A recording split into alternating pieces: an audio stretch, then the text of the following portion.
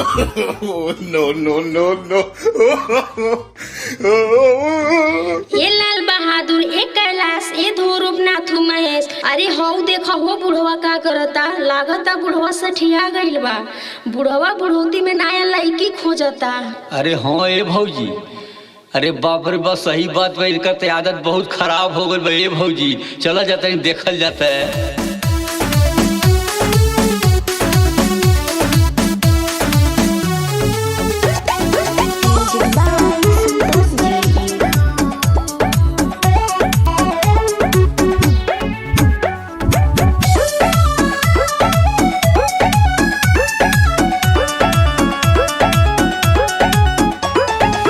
बुढ़वा बुढ़ावती में खोजे सुनर लड़की, बुढ़वा बुढ़ावती में खोजे सुनर लड़की, बुढ़वा बुढ़ावती में खोजे सुनर लड़की।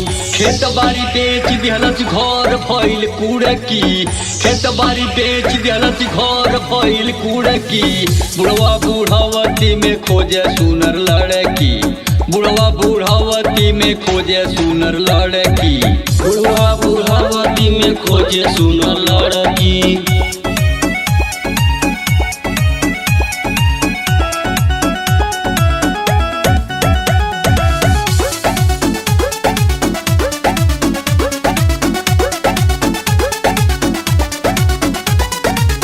बैंक से लिहले बाटे जाके बढ़न कर जा, कोहे बड़े आदमी में हमरो बाटे दरजा, कोहे बड़े आदमी में हमरो बाटे दरजा।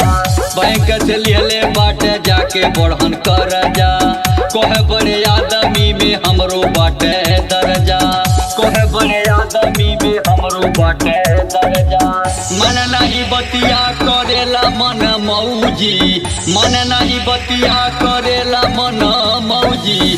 बुढ़वा बुढ़ावती में खोजे सुनर लड़की, बुढ़वा बुढ़ावती में खोजे सुनर लड़की।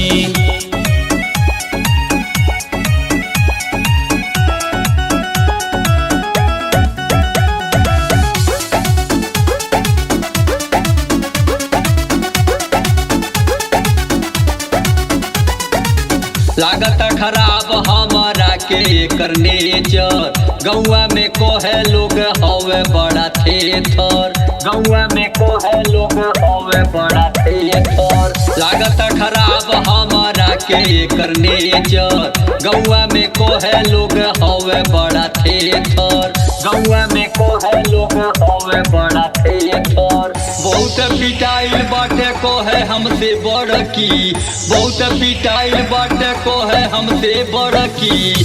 बुढ़वा बुढ़ावती में खोजे सुनर लड़की, बुढ़वा बुढ़ावती में खोजे सुनर लड़की।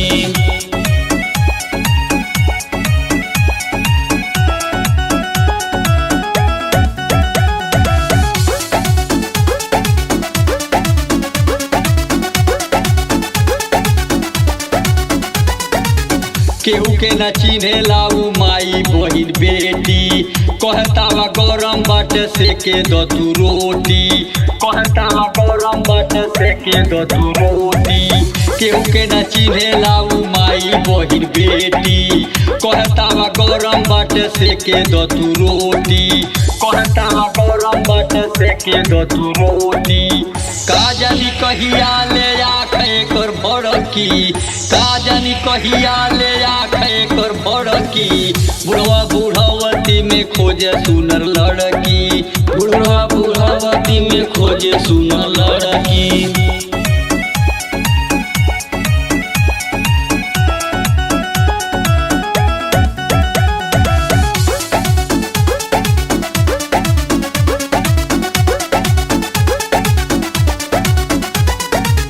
लाल बहादुर के ऊ माने ना कहनवा, पी के रोज दारू सूते भट्टी के समानवा, पी के रोज दारू सूते भट्टी के समानवा।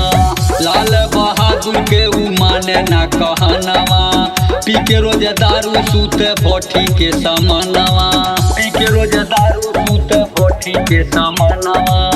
कहल महेश बतिया सुन के ही भड़की, कहल महेश बतिया सुन के ही भड़की।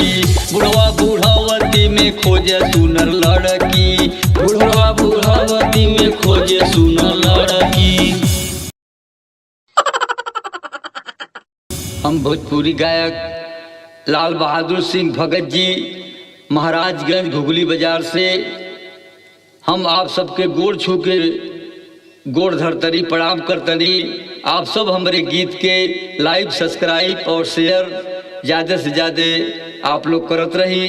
हमार मेहनत बा, आप सबके आशीर्वाद प्यार दुलार चाहिए। हम आशीर्वाद प्यार दुलार के भुखाइल बनी। नमस्कार, प्रणाम।